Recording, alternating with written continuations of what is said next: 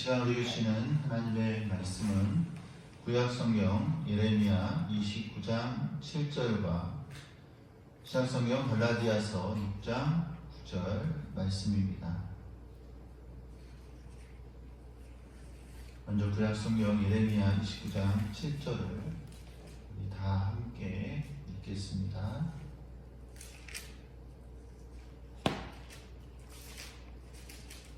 또 너희는 내가 사로잡혀 가게 한 그 성읍이 평안을 누리도록 노력하고 그 성읍이 번영하도록 나 주에게 기도하여라. 그 성읍이 평안해야 너희도 평안할 것이기 때문이다. 아멘. 신약성경 갈라디아서 6장 9절.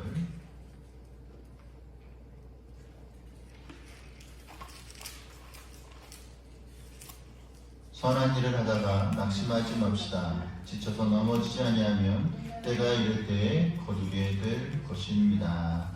아멘.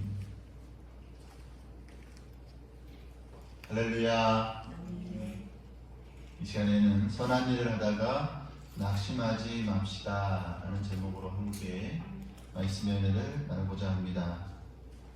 이 시간 각 가정에서, 직장에서, 또 일터에서, 또 예배 처소에서 예배를 드리는 우리 모든 예보세 가족들에게, 또 가정의, 일터의, 직장 위에 주님의 크신 사랑과 은혜가 가득하시기를 주님의 이름으로 축원합니다. 신앙생활에 있어서 공예배의 중요성은 아무리 강조해도 지나치지 않을 것입니다. 구체적인 한 장소에 모여서 유일하고 참되신 하나님을 예배하는 공동체가 교회입니다. 주님의 이름으로 모인 곳, 즉 말씀이 선포되고 성례가 행해지는 곳을 교회라고 합니다.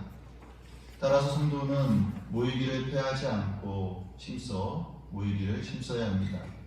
우리 신앙 고백서도 성도는 어느 곳에서나 하나님을 예배해야 하고 또 할 수 있지만 공적 집회에서 더 엄숙하게 예배할 수 있기 때문에 이런 집회를 임의로 소홀히 여기지 말라라고 가르치고 있습니다.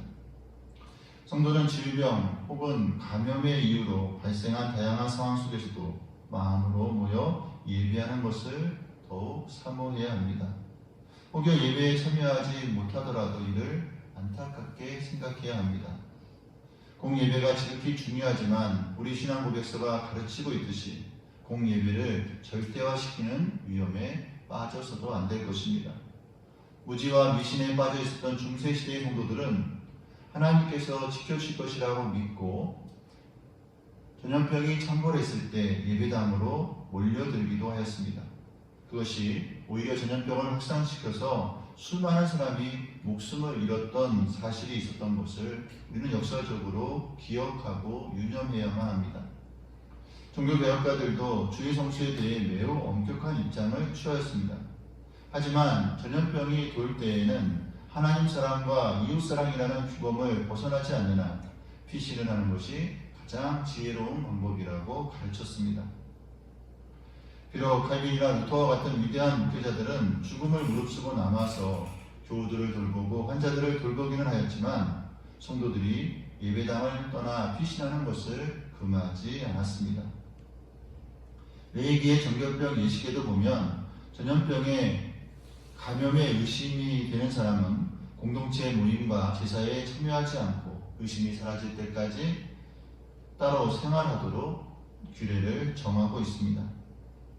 교회가 추가 감염을 예방하고 바이러스 확산을 막기 위해 성도들을 일정 기간 가정에서 예배드리게 하는 것은 성경적으로도 지지받을 수 있는 사실입니다.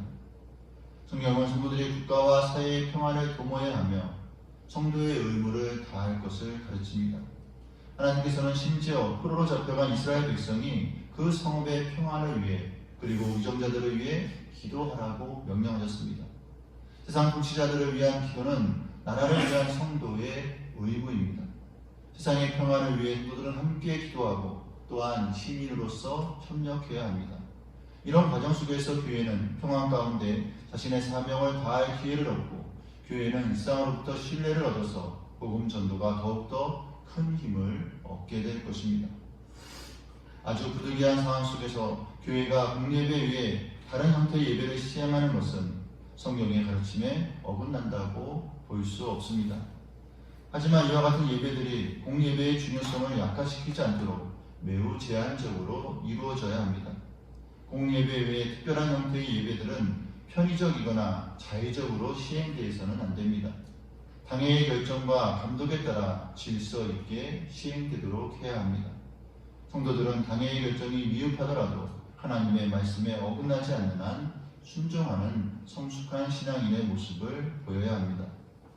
이와 같은 전염병들은 인간이 이해하기 힘든 하나님의 섭리로 일어난 것이기 때문에 코로나19의 발생을 어떤 구체적인 대상에 대한 하나님의 징벌로 이야기하는 것은 매우 위험한 일입니다. 또한 전염의 위험 때문에 예배 처소에 모이지 않는 성도를 성급하게 불신앙으로 정죄하는 것은 궁극적으로 하나님을 시험하는 것이기 때문에 본질에 있어서 동일한 것이 될 수 없음을 기억해야 합니다. 전염병의 유행은 종말의 징조 중의 하나이기 때문에 성도들은 깨어 기도하여 주님의 재림을 소망하며 거룩한 삶을 살기를 힘써야 합니다. 어려운 시기일수록 교회는 어려운 이웃을 돌봐야 하고 이웃에게 필요한 예방 물품을 공급하기를 힘써야 할 것입니다. 오늘 본문은 우리에게 이렇게 말씀합니다. 선한 일을 하다가 낙심하지 맙시다. 지쳐서 넘어지지 아니하면 때가 이를 때에 거두게 될 것입니다. 아멘. 성경은 곳곳에서 성도들에게 두려워하지 말라고 명령합니다. 코로나19의 위협 속에서도 성도들은 두려워해서는 안 됩니다.